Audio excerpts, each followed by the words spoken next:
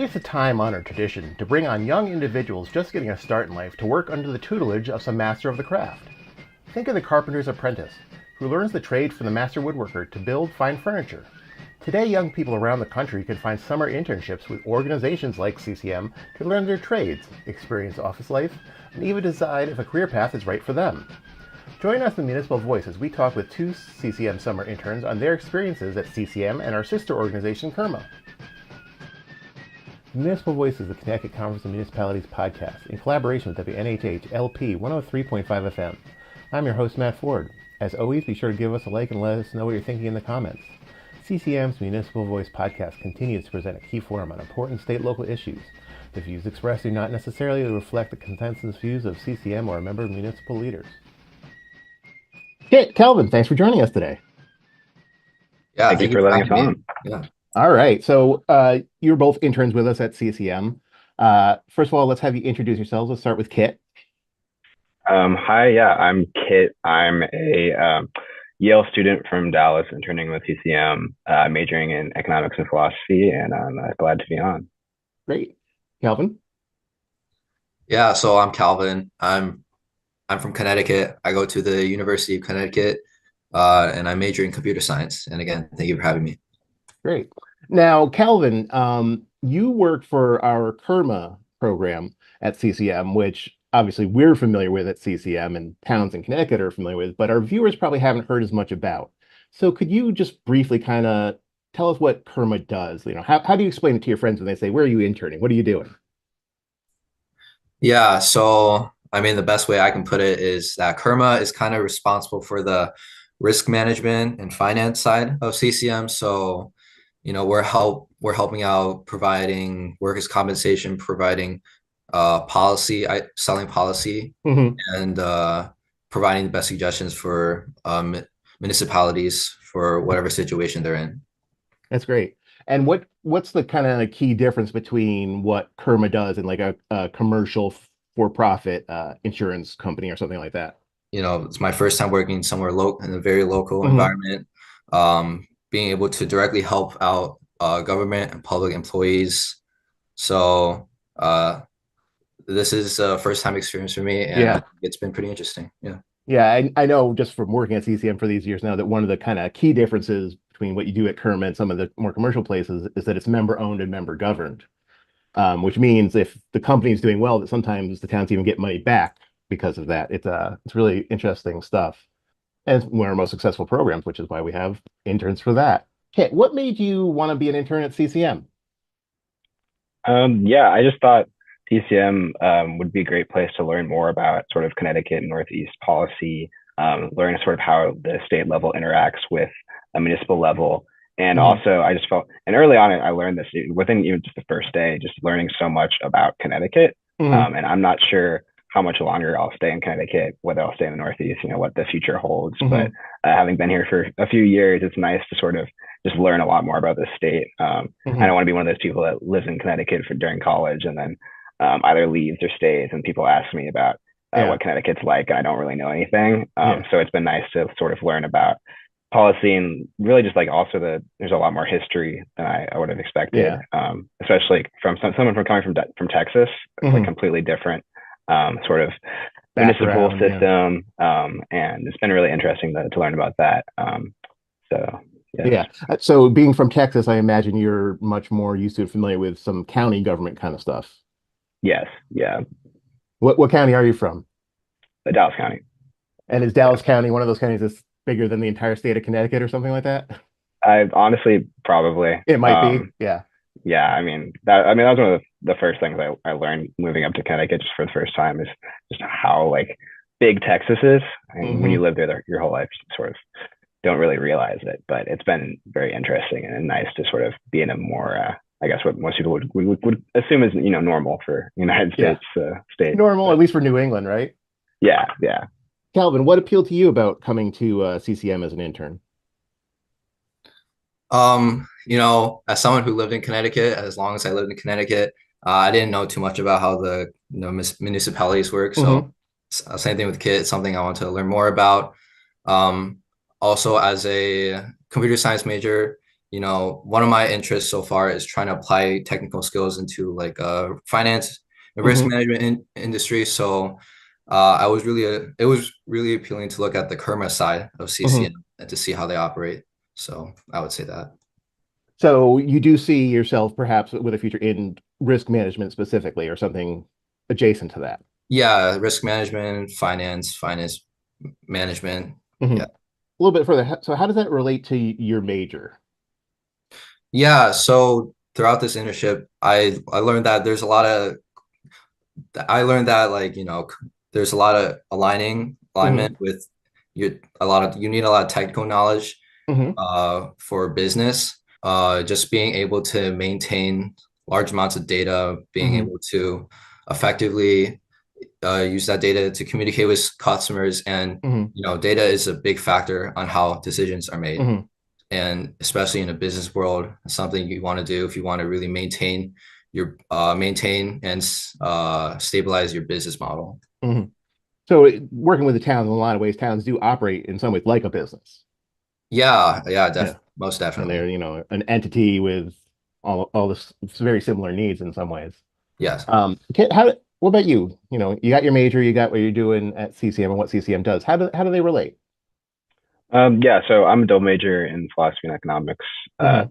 Philosophy is probably a little bit more intuitive. Yeah. Taking a few ethics classes. It's not Hmm. my main interest, but definitely the connection between ethics and policy is very Yeah. direct connection. But when it comes to economics, it's also actually pretty connected, even though it's not as Hmm. intuitive as philosophy.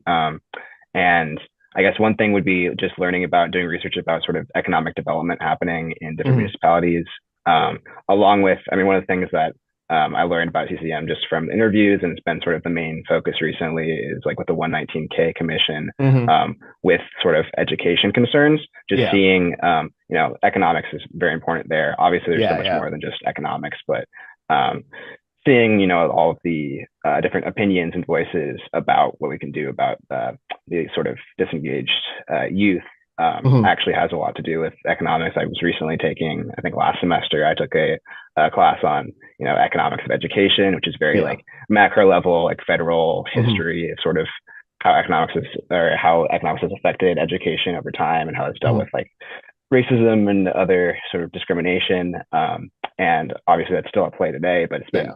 very interesting to sort of see getting to the roots of things and seeing the different voices at a municipal level, Hmm. where it's not like very high level sort of hand wavy stuff going on over in like Washington, but rather sort Hmm. of what the actual issues are and what the concerns were, and just hearing Hmm. from just watching different commissions and hearing from different municipalities and even people just living there, what sort of from teachers and from police officers and the community, just hearing what they think would be the best ways to improve, because that's so much different than Yeah. taking a class at a college level and hearing the sort of mandated curriculum, or Hmm. hearing what the professor spent his whole life researching and Yeah. Yeah. doing like sort of statistics and that sort of thing.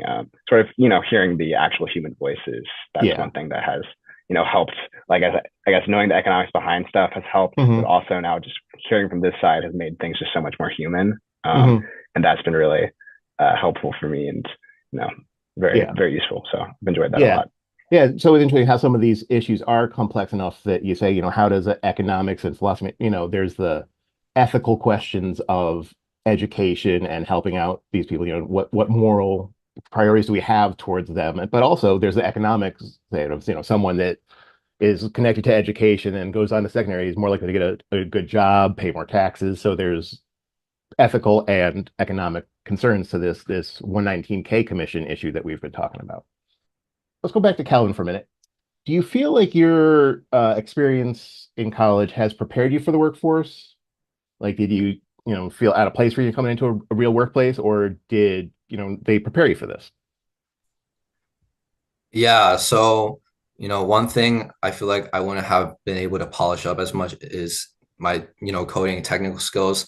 Hmm. Um, people say there are a lot of resources online where you could learn those types of skills, but I think Hmm. what really attracted me about college is just the community that I have. There's a lot of Hmm. resources that I can turn to. Career Center Hmm.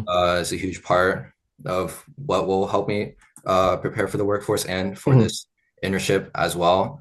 Hmm. So knowing the importance of these types of professional interactions, Hmm. communicating your goals and your needs, and making sure that the way you communicate is you communicate in a way that helps people understand. So I would say that, even though I'm only a rising sophomore Hmm. at college, uh, I've been able to, effectively apply these skills. So Hmm.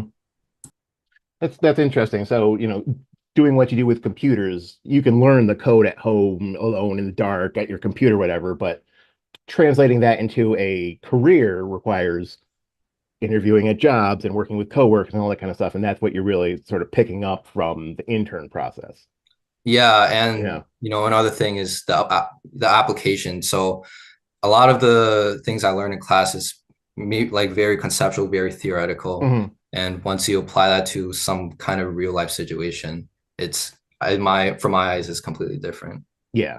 Just doing the work and doing it over again so that you kind of get the rhythm of it and understand how things really interact with each other. Yeah, as well as, applying it to different contexts. So. Yeah.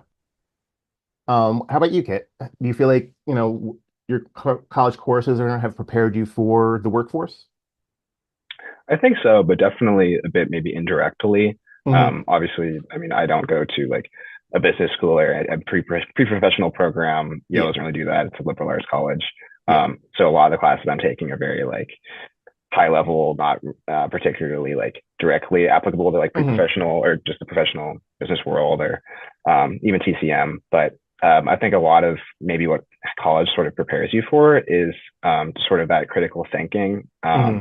And I guess also one thing that you learn like very quickly in college is if you don't um, stick to a schedule and form, good habits, you're not going to do very well. You're going to be so Hmm. easy to like sleep through a class if you're stay up late or just Yeah. skip things and get behind. And I think one thing that you learn in college that has helped me, with this internship, and I'm sure will help most college students, is just like developing those good habits so that when you enter the Hmm. workforce, coming in every day and being able to get things done and not Yeah. sort of lollygagging and procrastinating. But yeah, a lot of it is just indirect. And I think, yeah, at a place like Yale, it's a liberal arts college where we don't have pre-professional programs. Yeah. A lot of the help for the like getting jobs and being prepared outside of the sort of intangible skills is Hmm. what sort of Calvin talked about with, Office of Career Strategy, career services, which at the end of the day, that's a resource that you don't have to use, but Yeah. definitely helpful. And just having that community of adults and people who have been through the workforce, and also just all of your classmates that are going through the same process. Yeah. I think it's just really valuable instead of just sort of being, falling off the deep end and having Hmm. to figure it out all by yourself. I mean, there's definitely a little bit of that, but Yeah. it's nice to, when everyone's struggling together, there's sort of that community and Yeah. makes things easier, which I think Definitely. helps. Um, let's go back to Calvin for a second. In your time with us so far, what have you learned about the operations of municipal government that you didn't know before that surprised you? I knew that the scope of responsibilities when it comes to municipal government are huge, but Hmm. you really don't take. It's like it took it. I just had to take it in when I started Hmm. working here. Just how much they have to manage with Hmm. budgets, invoices, making sure that everyone's fairly compensated, making sure that you're not going over budget or not make sure you're not going over budget. So I for those types of things, I understand that it requires a lot of leadership. It Hmm. requires a lot of very clear communication. During my time, and during when I have those meetings and I Hmm. see different companies and organizations communicating with each other, I just found that it's really important to make sure that everyone's on the right track, just Hmm. making sure that everyone has the same goals. And without establishing those standards, then it can fall apart pretty quickly. Yeah. Kit, what have you learned that surprised you? Yeah, I mean, definitely everything that Calvin touched on with all the different things happening in municipal government that you have Just to how sort of complex balance. the whole thing really is. It's not just Yeah, Mr. Mayor sitting behind a desk in town hall or something. It's yeah, all exactly. sorts of different roles and people coming together Yeah, to and do that. especially when Yeah. you bring up like Mr. Mayor behind the desk, one of the things that I learned, coming from the South, I'm so Hmm. used to just sort of the, I guess, homogeneous structure of municipal government down there. While Mm. I wasn't aware until early on in my internship about just how different municipal governments could be, especially in the Northeast. That we can Whether it have just be a having selectmen selectman, a or a mayor, a strong manager. mayor, a town Yes, manager. Yeah. yes, just all of that sort of heterogeneity in the Northeast, and also just learning about the history behind that because Yeah. I was really aware of the differences. I mean, New Haven was more similar to Texas, but now learning Hmm. about all 169 municipalities, it's just such a difference between those municipal governments and sort of the roles that those take, Hmm. and just it is really interesting just learning about or just seeing sort of the history develop there that Yeah. ever since like the 17th century or the inception of Yeah. America, which was in the Northeast, we had so many like different forms of government at the municipal level that is so much different or so different from other parts of the country, which has been really Yeah. interesting. I think being American, we kind of back of our heads maybe think that it's the same everywhere, but on the Yeah. local government level, there's differences. It operates differently, it's structured differently, and has different history. You are listening to the Municipal Voice on WNHH 103.5 FM. Calvin, would you consider working for a municipal government or the state government? Why or why not? Yeah, it's definitely up there. Hmm. Um, being for me, being able to work on a more local level, you feel like you're giving back to your community, Hmm. especially for me, coming from Connecticut. I everything is up in the air right now. Yeah. There's so many other options to consider, Hmm. Um, but after going through this internship, exploring how the local governments work, how they operate, it's given me much more exposure to that industry. Hmm. And it's something that I wasn't quite interested in before. Yeah. I took on this internship role to develop my technical skills, but Hmm. after attending the meetings, interacting with government officials, this is an industry that I would definitely consider. Just government in general as a possible avenue for your skills. Yeah, yeah, Yeah. definitely. Okay.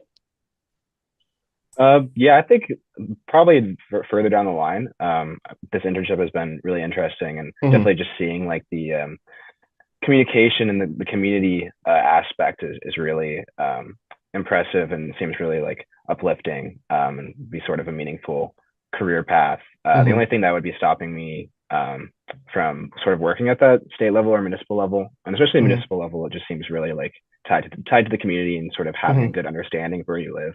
Yeah. One of the things that which makes me say I'd probably do it maybe down the line would be I'm not sure exactly now, being a college student, like where I want to live. I'm not one of Hmm. those people where I'm like, oh, I know where I want to stay for the rest of my life. I kind of Yeah. want to do a little bit of exploring, and sort of. Mm. I think I would want to work in maybe a municipal role or state role when I find a place I maybe want to, Where you want to put um, down some roots yes, and have a family and then get and involved in the yeah, community. really become a part of that community that you want to serve. That's really great. Calvin, you said you're from Connecticut. Um, and we've historically had a problem in Connecticut with young people moving out, moving to New York, Boston, whatever. Would you consider staying in Connecticut after graduation? Why or why not? Yeah, being that Connecticut is such like a very small state, Hmm. a lot of young people want to go out and explore other cities and other towns. You know, Hmm. I'm from Connecticut and I go to college in Connecticut.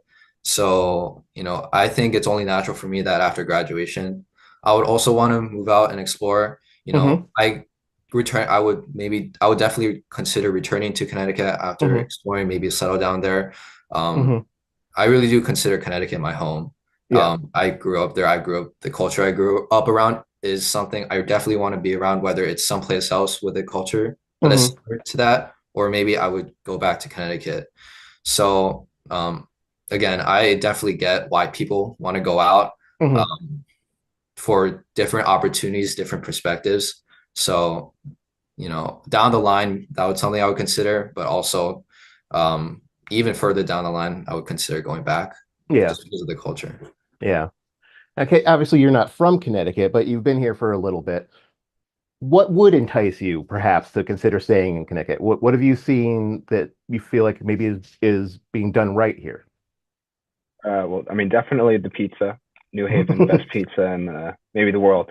That's probably a big statement, but at least We're cool with it. We're fine with that. yeah, we're cool with that. Yeah, I mean, I've really enjoyed my 3 years in Connecticut so far, Hmm. and it's definitely been new, especially getting used to the weather. I remember when I was coming in Yeah. as a freshman, I was like unsure. I mean, we have a winter storm in Texas. Like there was one like 5 years ago now, Yeah. 4 or 5 years. I don't Hmm. remember the exact, and it's like shut down everything. So that was maybe an example of we're not very good with the cold weather down there.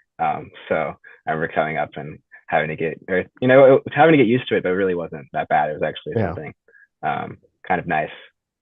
So I think maybe one draw of Connecticut for me, going from Texas, is there's like actually seasons here. Yeah. Um, but yeah, I mean, I think Connecticut definitely maybe agree with Calvin that seems like a nice place to sort of have a family. Hmm. But definitely the draw for young people, it is tough because it is right next to sort of right in between Massachusetts and New York, which are Yeah. so like bustling cities. And I know like Hmm. if you look at the sort of Yale graduation, where most people end up going, it's like 80% of people or graduates go to like New York. Yeah. So there's definitely like a big draw, just sort of the Hmm. sort of my classmates where they're going to end up. But Yeah. it is. I honestly think Connecticut's a really great location, Hmm. which is sort of overlooked. Maybe people might joke about how it's between Massachusetts and New York, but that's a really nice thing. I was in Boston just last weekend, and it was so easy to just take a 2 hour Yeah. train ride down there. I really love that, and Yeah. it's definitely a lot more chilled out and more sort of relaxing of a Hmm. state than especially New York. That's places, Yeah. so you never I mean, sleeps. certainly Fairfield County has a long history of people from New York living there, taking the train. But I think Yes, some of that accelerated with COVID. People are just like, all right, I'm going to my house in Connecticut. Peace. yeah. So I feel Yeah. like if I want to stay up in the Northeast, I think it's definitely an option, especially someone who comes from more of like the suburbs in Hmm. Dallas, where it's more sort of chilled out, and just being in a location where like if I want to go up to New York and I want to Hmm. sort of even just like work there, if I'm working more, if I'm living somewhere more south in Connecticut, Hmm. closer to New York, it's easy to just swing Hop on the by and train. And yeah. and so and that not have to sort of be in that high income tax and super bustling and don't know Hmm. if I can get any sleep there. Yeah. More used to the sort of chilled out lifestyle, but Yeah. especially down the road because I think it'll be tough coming out of college to not try to sort of go where my friends are going. Where the action is. Yeah. Yeah, but I guess that's just the incentives of being young. But Yeah. So um, speaking of that, the incentives and what encourages you to think about, New York or Boston as basically, I mean, yes, you want to get a job, but also I kind of here's a certain amount of excitement, things going on. What do you think about when you think about where you want to live, work after college? What sort of factors for a place come into it for you? Is it just the job market? Do you think about what there is to do, entertainment, dining, housing costs, transportation? What kind of is your top of your mind issues when you're thinking about a place? I'll start with Kit. yeah, or is it me or Calvin? Kit. I guess I already picked it up. So Yeah, Calvin has more time to think about this, I guess. exactly. I mean, I think definitely job market is probably the top Hmm. incentive. Um, so I think yeah, just a place where you can sort of grow, especially right out of college, Hmm. and make a lot of connections is very important. And I am an econ major though, so I guess Hmm. that sort of um, Makes sense. comes Yeah. comes with it. But definitely, I mean, there's so many other things.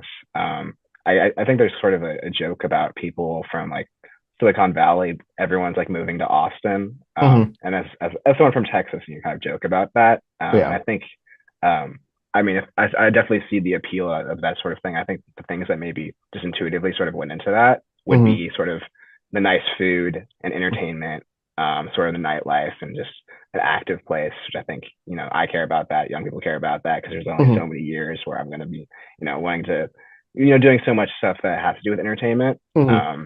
While, once I hit like 30s and start having a family, I think things are just going to completely change. I think that's, Yeah. I mean, under that assumption, if I have a Yeah. family. So sort of, Slow down a little bit, do some other things. yeah. Calvin, what about you? Yeah, kind of like what Kit said. If we're talking about straight out of college, Yeah.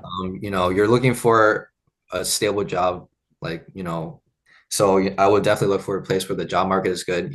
Especially for me as a CS major, that Hmm. market is pretty oversaturated right now. So it Yeah. is getting harder and harder to find a job. It's So funny. you need to be certainly, to a certain extent, willing to go where the jobs are. Kind of, yeah. And people a lot, at least for people make fun of computer science majors because Mhm. it's so hard to find a job that most people of my major just end up going unemployed. Hmm. So even there is some truth to that, but it's also something we like to joke about. Um, Also, what Kit said, as someone who went straight out of college, you just kind of want to have fun. You want to kind of Hmm. explore other places, which is why, I would like to explore places outside of Connecticut, Yeah. see what's out there. And again, once I'm done with that, then I could focus on other priorities. Yeah. So we talk about, the excitement of these other places. What could towns and cities in Connecticut do to encourage people to maybe want to, young people to live there, come back after college? Calvin, what do you like? What sort of civic projects and things could cities do that really you see that and you go, oh, this is a place that interests me? Something like bigger cities Hmm. have that Connecticut might not have is just like the overwhelming, like maybe like a big bustling community. They Hmm. want like they want like stuff happening around them 24/7. It's Hmm. what keeps them engaged. It's what keeps them active. So you know I know Connecticut does this already. They try to do the best of their ability to Hmm. take what they're given and try to organize, different community events, different social events. Hmm. Um, you know, Maybe if they were to focus more on like uh, providing more services for their cities, Hmm. young people love to check out towns and like go. They love to go downtown and check out different things. Hmm. So that would definitely be something Connecticut would do. Again, Connecticut is, a small place. It Yeah. is hard to make do what we have. But, I think Connecticut itself, if you're not from Connecticut and you went here, there is still things to do. There's still lots of things to do. Yeah. Yeah. Kit? Yeah, I mean, everything that Calvin said. Maybe another thing that maybe some people aren't aware that young people care a lot about would maybe, especially after college, would be Hmm. sort of affordable housing and taxes. Yeah. I know that one of the reasons why I would consider going back to Texas, even though I lived there, my entire young life, and I want an Hmm. adventure, is like the lack of an income tax. Um, Mm. and I think, I mean, obviously mortgage rates right now are really high just across the board. Yeah. So it's not a great economy for housing, but I think Connecticut maybe has some issues with sort of affordable housing and Yeah. mortgage rates, especially compared to other states. So I think that sort of looking at that sort of policy, what might be one thing that Mm. could attract young people, because I mean, being right next to New York, where the Yeah. housing is incredibly high, I'm sure that if young people are considering in the Northeast between New York and Connecticut, I think one thing might be that like legitimately could attract younger folks would be. I mean, obviously Connecticut is still lower than New York. I think actually I don't know Yeah. if that's obvious. It might not be, but because it's so heterogeneous Yeah. between different municipalities. But Yeah. most of the municipalities, In general. it's Yeah. yeah, in general, it's cheaper. Yeah. But that's definitely one draw that I think could be advertised and sort of Mm. fixing those issues with housing prices and taxes is a big Yeah. draw. But I Well, mean, I'm yeah. I from mean, Texas, one so of our which big issues at CCM is, of course, the property tax in Connecticut, yes, which, is one of the few ways that towns and cities can collect money, money, yeah. revenue in this state, and it leads to high mill rates and so on. And as you say, Yeah, that's a consideration for someone moving to an area. How high are the taxes? How expensive will it be for me to live there? yeah, for sure. You guys, it's 2024. COVID has been around for the bulk of your college life at this point, right? Like, did this start when you were in high school? For me, it was during high school. So Yeah, it started in 2020. I was only a freshman at that yeah. time. So your So it whole high definitely, school experience more or less was colored by it. Was yeah, yeah, right up until like 2020, late 2022, I would say. yeah. And so like coming into college, when you were first coming in, were you isolated? Were everyone separate? Like, how did that affect your coming into college? I would say I had a pretty smooth transition to Yeah, college. You know, COVID, by that time, COVID was pretty much died done down. for everybody. Yeah. Hmm. Yeah. What about you, Kit? Did it change things at all for you? Um, yeah, actually, now I mean the last few years have been more normal, of course, Yeah. just across the board. But it's actually weird looking back. So my freshman year was 2021, Hmm. 2022. So that was still like that's sort of the end of the life cycle Yeah. of uh, COVID, the pandemic. Yeah. And that was still back when everyone had to wear masks. And at Yale, I think we had to get tested twice a week. Yeah. It was a big deal at Yale to sort of keep the COVID numbers low. Yeah. And it affected classes, having virtual classes, and affected especially the social Hmm. aspect. Obviously, I think things were definitely chilled out a bit by then. I think it was Yeah. better than the class before me, Yeah. where I think the class before me was the class, or the year before me. All of the classes had to maybe take like a semester either off or take a Hmm. semester virtual, which ended up affecting my class a lot. My class, I'm not sure if this is still accurate because Yale keeps letting in like Hmm. more and more people every year, which Yeah. is not the greatest thing. But um, my class, I think at the time was the biggest class Yale ever had, or at least the Yeah. biggest class since like World War II, maybe. That's Um, wild.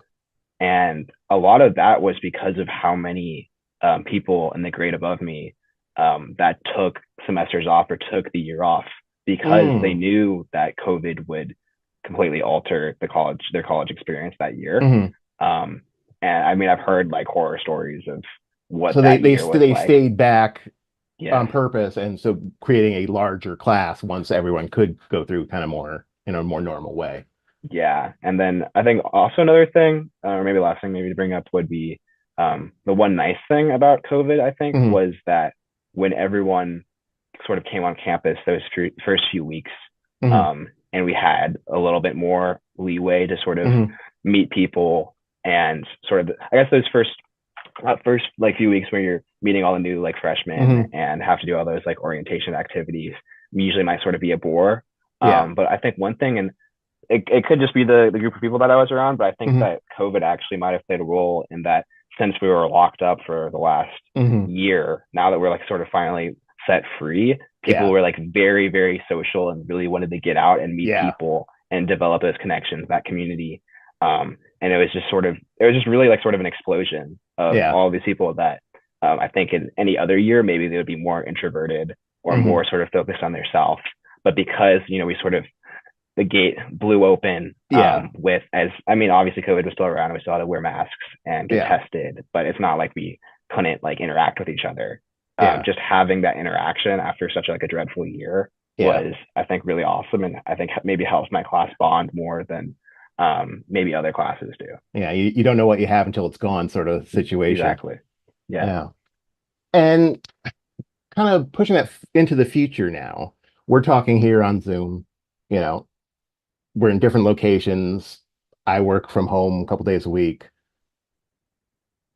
But, 5 years ago, this wouldn't have been the expectation at all. The two interns, we'd be all sitting in the same room together talking about this, doing an interview sort of thing. When you think about your job prospects in the future, do you see yourself, reporting to a job 9 to 5, Monday through Friday, or is the expectation at this point that hybrid workplaces, working from home is kind of the norm, at least in, white collar, office kind of jobs? Calvin? Yeah, I think one thing people realize when, everyone started going online is that I don't think the productivity changed too much. Hmm. Being online and all, people were still able to get things done. You know, I have people in my department that work remote full time. There are Hmm. people that don't even live in Connecticut, and they still work for CCM and still work for Kerma. Hmm. So, I think being able to entertain that remote option has, I think, maybe allowed people to find jobs a little more easily Hmm. since we have an in-person and a remote option right now. Hmm. So, you know, as of, this day and age, people want to get things done as efficiently as Hmm. possible. So, by whatever means, whether it's in person, hybrid, or remote, Yeah. any of these methods that I think all companies should explore, Hmm. to bring out the best for their employees. Yeah. And I imagine, being in computer science as a group, you were pretty comfortable with the concept from the get-go of remote stuff and utilizing this technology. Yeah, definitely. For me at least, I think, being in person does bring out a more like, human interactive aspect. Hmm. Um, so for me, I would definitely want to be in a hybrid type of Hmm. environment. If you're being remote 24/7 can get a little lonely. Yeah. So um yeah, for me, I've enjoyed interacting with other people in person, just Hmm. like simple greetings, simple, small conversations. I enjoy those. You like the water cooler conversation. Kit? Yeah, yeah. I think that sort of hybrid and the remote work is something to be experimented with. I think Yeah. that sort of we have two types of companies: the ones that are very like maybe conservative. I don't know if that's the right Hmm. word, that are sort of cutting down on the virtual hours, and then other companies that are Hmm. sort of exploring that option. And I think that sort of figuring that the right balance out is not only like I think good for just the overall well-being of Hmm. the workers, but or just for us in general, but also sort of that efficiency that Calvin was talking about. I think maybe figuring out that balance is now sort of a really interesting problem that Yeah. emerged since COVID. I think personally, having that balance is probably the probably the most. I think is maybe like the best for sort of well-being Hmm. from my perspective. But I don't know if this is like masochistic maybe, but coming like straight out of college, I feel like it's going to be like some of my most productive years and Hmm. where I want to be meeting a lot of people and sort of interacting with people. So I Yeah. think personally, I want to work mainly in the office straight out of college. Yeah. Um, but that's not to say Really that spend I some time in the trenches, as it were. Yeah. yeah, yeah. But I feel like if I was maybe older and more had like a developed career, that it Hmm. makes way more sense to have hybrid hours and to figure out sort of Yeah. what the best, miss or I guess the best allocation of hours, virtual and in person. I hope Yeah. that that sticks around and things don't just completely return to how they were. But I'm Yeah. sure that that's not clearly it's not the case now, and that people are really thinking about this Yeah. so I'm interested to see how that develops in the future. I mean, I have my own ideas, but I think Yeah. it's everyone coming together and just figuring And do out what's you best. see yourself kind of on the same page on this sort of stuff as your parents, or are they, do they not get some of this stuff? They're like, is that a real job? Like, Yeah, honestly, I haven't really talked to them that much. I think that they're mm-hmm. like cool with it, but Hmm. I know that my father still works like mainly in person, Hmm. um, although definitely a lot more hybrid than the past. Yeah. But I guess I haven't been at home enough to see sort of what that looks like. Hmm. So I've been in college since COVID. Other than that, I guess I was in high school when it really like hit the fan. Yeah. But that whole year was just like I don't know how much work was really actually accomplished then. I think it was more of like a disaster. Yeah. It's 2024. We're coming into a presidential election year. So all sorts of crazy. What issues are important to you when you're deciding who to vote for? What do you want to hear presidential, national, senators, whatever? What do you want to hear people talking about? What's important to you? Calvin? Yeah, kind of talking about earlier about the idea of economic stability and job security. Hmm. As kids said, the job market isn't great right now, and we all want to live, an affordable life and a comfortable life. Hmm. So, for me at least, and as well as a lot of other people out there, they want to be assured that there will be some economic stability in Hmm. this country, and then, to live in a place where they don't have to worry about groceries or rent and utilities and Hmm. that sort of other stuff. Um, And another thing, you will see between different generations is the social issues that come up. So, Mm-hmm. racism, sexism, homophobia, that type of stuff. We all want to be in a community where we will all feel welcomed. Mm-hmm. So, it's pretty cool that this issue is coming up more and more. Mm-hmm. And I think addressing this issue will bring some assurance for young voters. Yeah. And just following up on that a little bit, we talked earlier about, deciding where you want to live ever. Does politics to any extent determine that too? Like the vibe, the politics of a region or area when you're thinking about moving there? Yeah. When I'm deciding where I want to live, I don't want to live in a place that's solely on one side of the political Mm-hmm. spectrum. So, living in bigger areas where there's more diverse opinions out Mm-hmm. there, something I want to take in and use those sides to form my own perspective. So, Mm-hmm. again, coming back to exploring different perspectives, meeting new people, it's something I very much look forward to in the Yeah. future. Yeah. Kit? Yeah, I mean, definitely what Calvin said about uh, being in a place with diverse political perspectives is Mm-hmm. just being in a place with diverse people and Mm-hmm. diverse opinions and diverse characters. And I think Yeah. that's sort of a great place to want to live, is a place where you get to interact with different people and Yeah. sort of get those new experiences. But I mean, Calvin kind of covered everything. Yeah. But as far as the For issues go, would you agree with Calvin that kind of top line issue for you to a certain extent is the economy? Yeah, I mean, I'm an economics major, so Yeah. but yeah, definitely. But I mean, yeah, I mean, my generation is definitely, I think, very occupied with social issues as well. And Yeah. Calvin covered sort of everything, but yeah, I mean, having a job and sort of cutting down on inflation and maybe lowering those interest rates, Powell. But Yeah. Well, guys, thanks so much for speaking with us today and sharing your insights on being an intern in 2024 with CCM. I hope the rest of the summer goes well for both of you and that you learn a lot of stuff. yeah, Thanks. thank you, Matt. Yeah. Thanks for having me on. Yeah. All right. Thanks to our guest interns, Kit Colston and Calvin Chen. The Municipal Voice is a co-production by CCM and WNHH 103.5 FM. Christopher Gilson is our producer, Harry Draws is on the boards, and I'm Matt Ford, your host. Be sure to check out our Facebook page and give us a like, and watch out for our CCM chat series on our YouTube page.